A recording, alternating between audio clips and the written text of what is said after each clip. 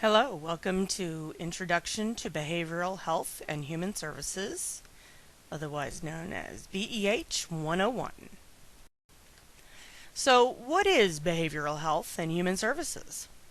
The human services profession is one which promotes improved service delivery systems by addressing not only the quality of direct services, but by also seeking to improve accessibility, accountability, and coordination among professionals and agencies in service delivery. At its most basic definition, it is the process of helping people meet their basic physical and emotional needs that for whatever reason cannot be met without outside assistance. So why can't people help themselves? These services come into play when people are confronting barriers or they lack the resources to get their needs met. So, for example, they may not have a supportive family who can help them or have any family at all. For example, a lot of teenagers who reveal to their parents that they are gay are often thrown out of their homes. Other young people have parents who are completely dysfunctional, either mom and dad have drug or alcohol problems or, have just deserted the family. They may not have friends who can assist them. They may not have access to community, faith-based, or neighbors who can help them. They may lack skills and education to gain employment. And they may have psychological or emotional problems, often due to childhood abuse, that have prevented them from taking care of their own needs. Then there's also on a larger scale issues, things like racism, oppression due to gender, age, sexual orientation, natural disasters, lack of education, lack of employment skills, being unemployed, economic issues, physical and/or intellectual disability, social exclusion due to discrimination, and trauma. So there's an entire plethora of issues that people often face. And it's not easy being able to overcome these barriers if you don't have social support, financial support, and most importantly, a combination of support systems that will ultimately help you move and overcome these problems. So, what is the goal of behavioral services? The primary goal is to assist people in achieving self-sufficiency, plus reach their optimal level of functioning. Behavioral health professionals work with the individual and/or family members to remove barriers such as substance abuse, lack of education, health problems, and mental illness. Many studies have shown over and over and over again the best way to help people get out of poverty is to help them achieve educational goals. So a lot of what people in the behavioral services do is aim for assessing and defining how to achieve that self-sufficiency. And education is oftentimes the pathway for a lot of people. Another aspect of behavioral health is politicking and teaching. Clients are also taught how to self-advocate for themselves because prejudice doesn't go away. Prejudice will always be there, but they have to learn how to manage it, how to stand up for themselves, and how to, overcome attitudes that people may have about them. On a grander scale, advocacy is done to change laws and social policies to reduce discrimination towards vulnerable groups. So, a behavioral specialist may eventually work in politics to try and work for advocating for a certain group.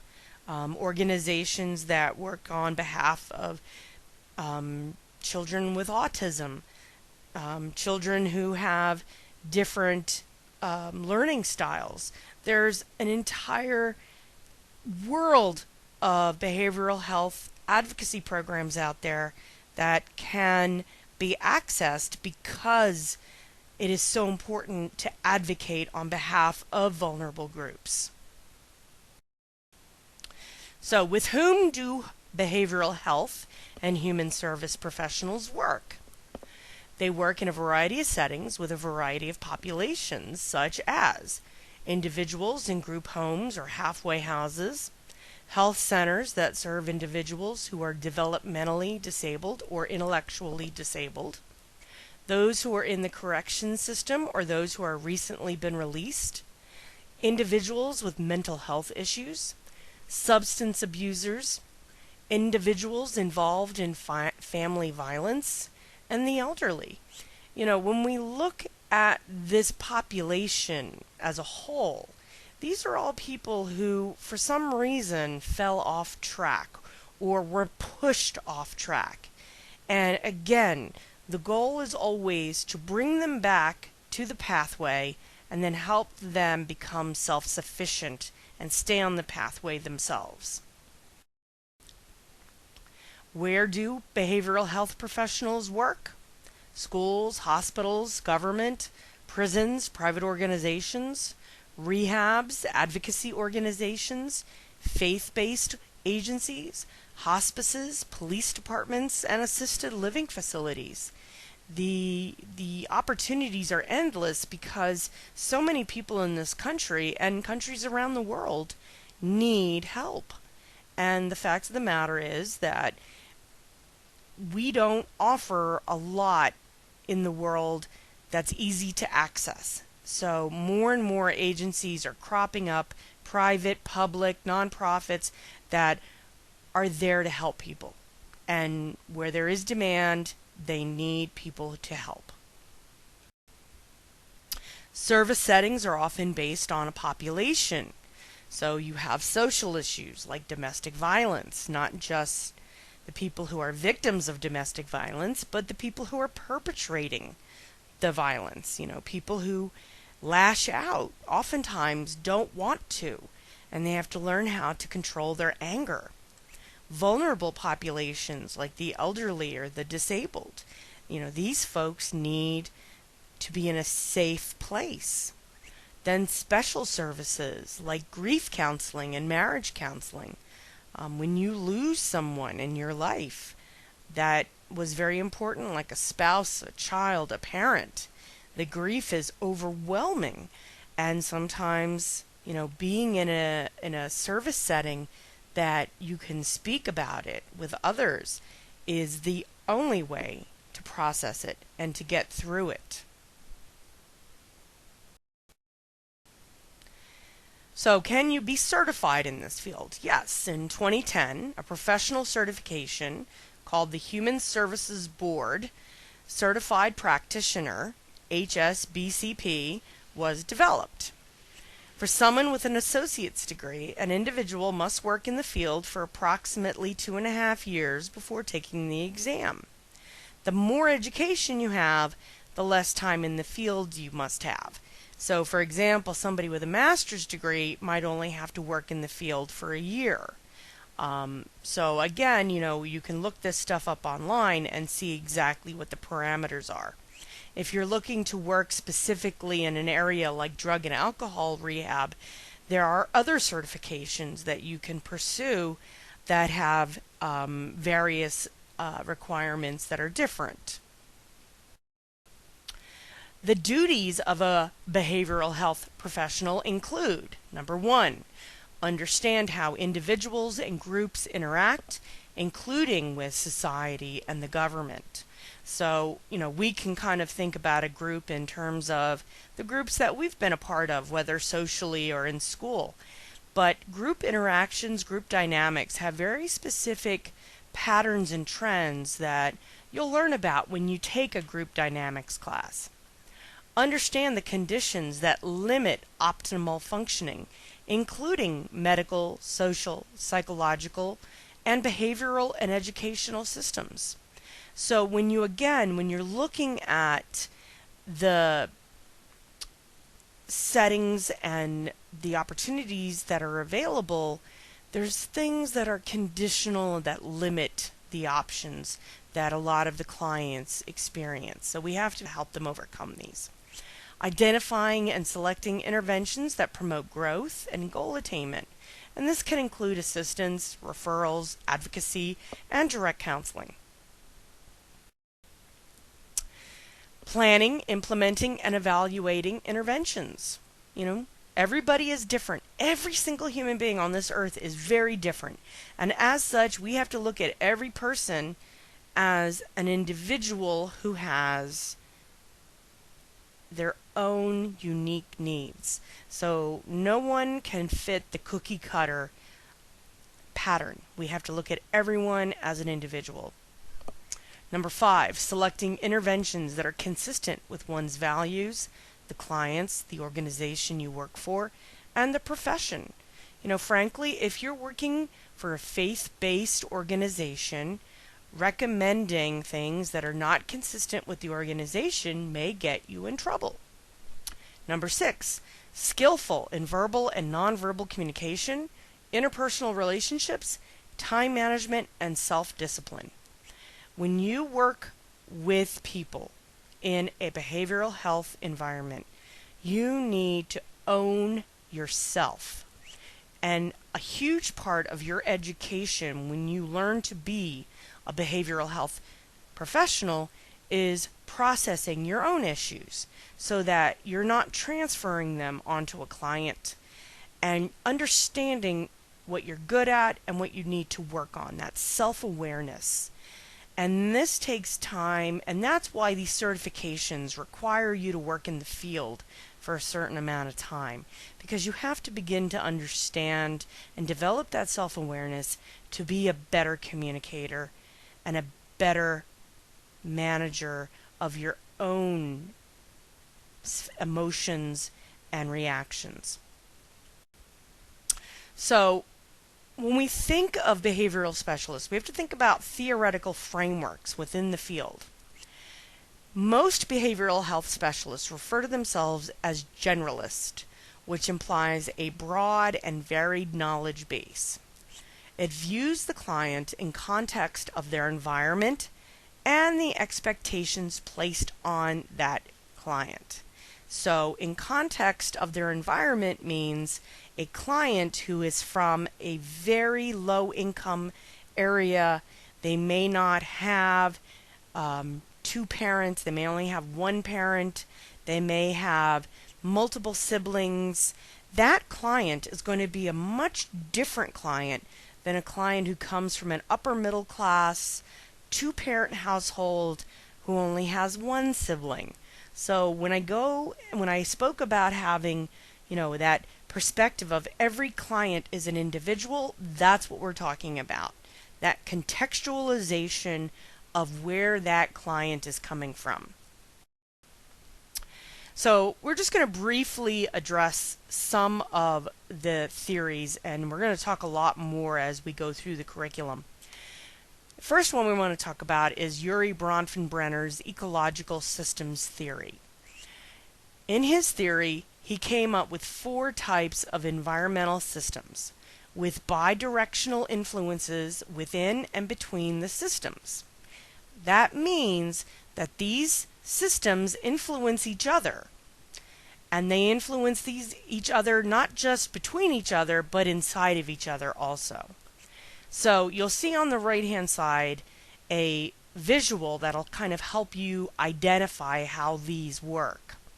The first system is microsystem. This is your immediate environment, your family, your school, your peer group, the neighborhood, your child care environment, and this has the most powerful impact because it's the most present.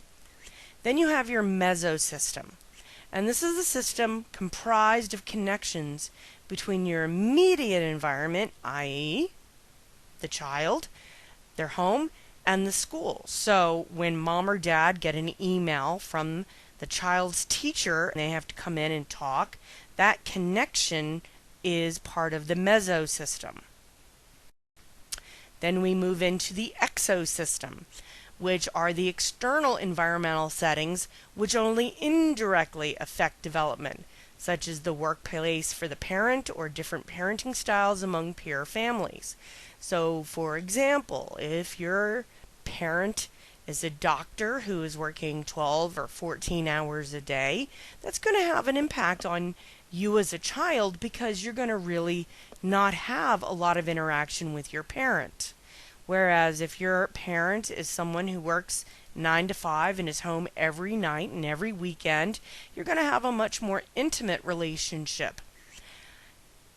Different parenting styles, and most of us have all experienced this. The first time we go to our friend's house for dinner, and they don't eat dinner the way we eat dinner.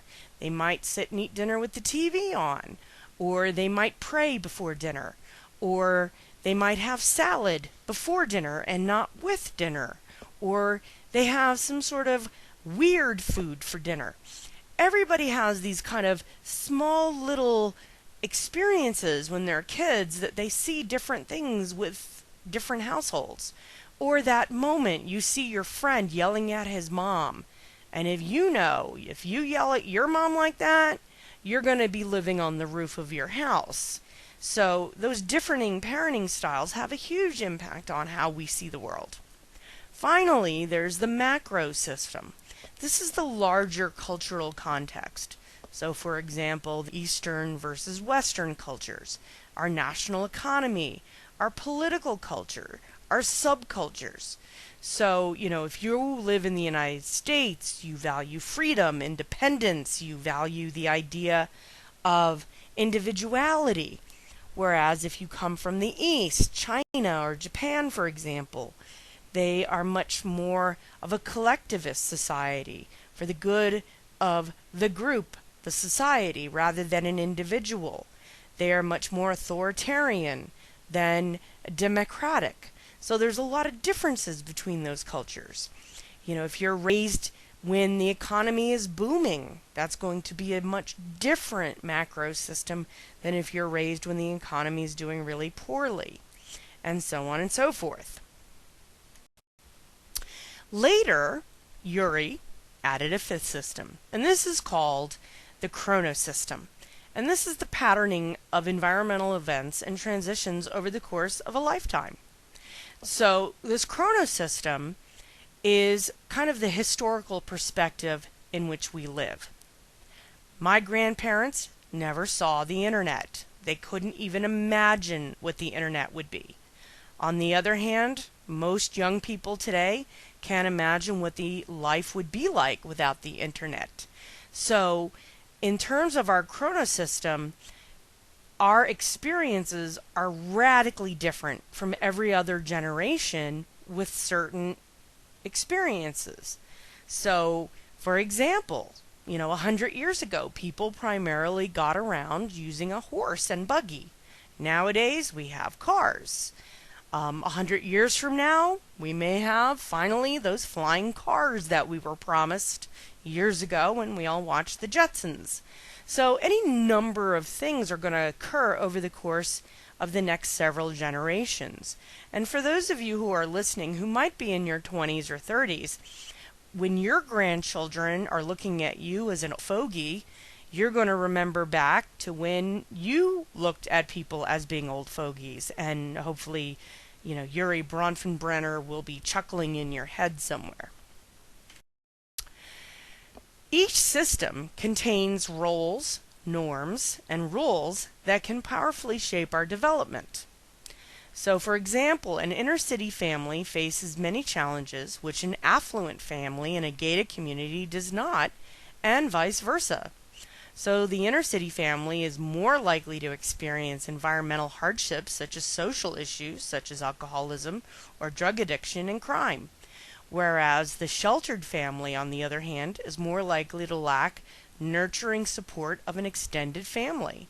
Those big mansions where you have 4 people living in a 10,000 square foot house, these people don't even see each other each day. Whereas a family of 7 or 8 living in a 3-bedroom house, they're going to be living on top of each other. May not be always comfortable, but you always have someone there for you when you need them.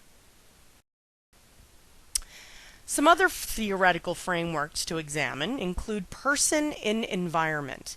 And this is similar to Bronfenbrenner's theory. It requires the behavioral health professional to see the client in context of their micro and macro environmental levels. Then the ecosystems theory, which is also similar to Bronfenbrenner, except in this perspective, all the levels are seen as potentially equal, and the behavioral health professional must identify which levels are causing the issues. So instead of the microsystem, mom, dad, your siblings, your neighborhood, being the most important, that becomes equal to all the other systems, and it becomes the responsibility of the behavioral specialist to identify which of the systems is the most important one. Finally, looking at Maslow and his humanistic approach, he came up with the concept of the hierarchy of needs, which states that human beings have a certain number of needs, and that these needs are arranged in a hierarchy, with some needs, such as physiological and safety needs, being more essential or more important than others. So if we start at the bottom, level 1, our physiological needs, food, water, oxygen.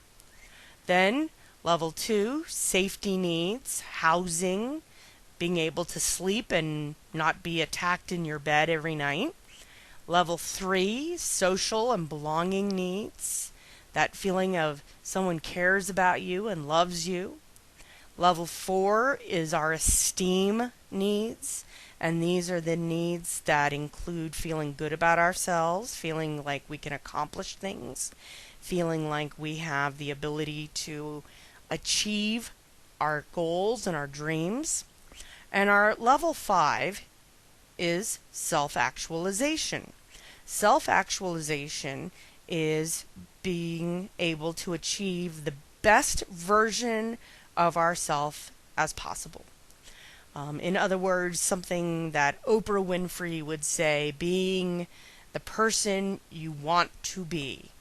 And this concept is based on the idea that you can't achieve self-actualization or self-esteem unless your basic needs are met first.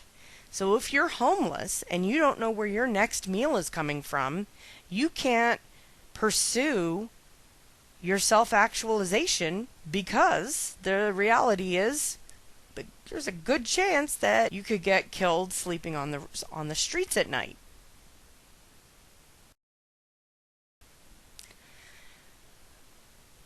So Maslow believed that a human's most basic needs, starting from the bottom, must be met before they can be motivated to the next level. And that's an important element to self-sufficiency. They need the motivation to achieve. So once the basic physiological and safety needs are met, humans can move towards focusing on other goals. And that's where behavioral specialists come in. They can help people become self-sufficient, identify goals, and work toward achieving those goals. So, if you have any questions, please feel free to email me. Otherwise, have a wonderful day.